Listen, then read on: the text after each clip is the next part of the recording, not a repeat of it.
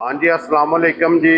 जिन्हें भी जनाब अपने फॉलोअर सब्सक्राइबर लो जी जनाब, जितने भरा फोन करते ने डिमांड करते ने कि वैड़ियां जनाब चाहिए ने क्रास दियां और वैड़ियां चाहिए ने 20 तो 22 लीटर वालियां। अज अल्लाह के फजल नाल जनाब दो वैड़ियां भरावां ने तकानियां ने ते दोवे वैड़ियां जनाब 20 22 लीटर वालियां माशाअल्लाह। अल्लाह के फजल नाल जनाब वैड़ियां होवणगियां जर्सी, चोलस्तानी जी और फ्रीजियन माशाअल्लाह तीन क्रास जे ਇਹਦੇ ਵਿੱਚ। और फिर थन वेख लेना जी शाक वाला मगर ਜਿਹੜਾ लाल जे जनाब मगर है ते बच्ची दो मुबारकां जे जिस भी भरा लैके जानी है। एक चुवाई करा के दूसरी चुवाई जी इस टाइम कैमरे के सामने खड़ी जी और पहली चुवाई ये थी अल्हम्दुलिल्लाह जनाब 14 तो 15 लीटर बोले दी हुई है जी। इसे तरह हूँ जनाब दूसरी चुवाई ये करनी जे।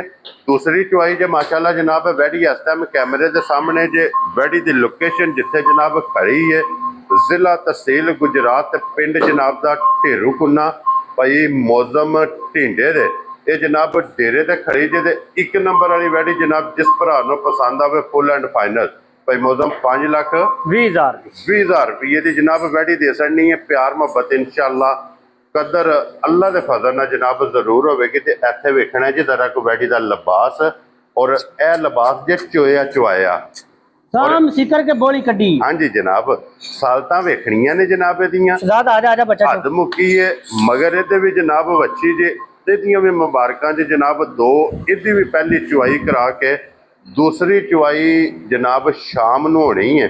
ये समझो कि हुण चोई चुआई दे सिर्फ इहदा बोल पे वेखदे हो क्यों नहीं भाई मौजम इहदी भी पहली जनाब चुआई हुई है। पहली चुआई च तकरीबन को 15 लीटर इस वैड़ी भी जनाब बोली चुआई है। दूसरी चुआई करनी है मगर बच्ची मोनी बोधी वाली क्रास बहुत प्यारा ते थन बहुत प्यारा थन दोवे जनाब वैड़ियां ने कि इंज मझां नूं थन लगे हुंदे ने माशाअल्लाह जिस तरह दे वैड़ियां नूं थन लगे जे।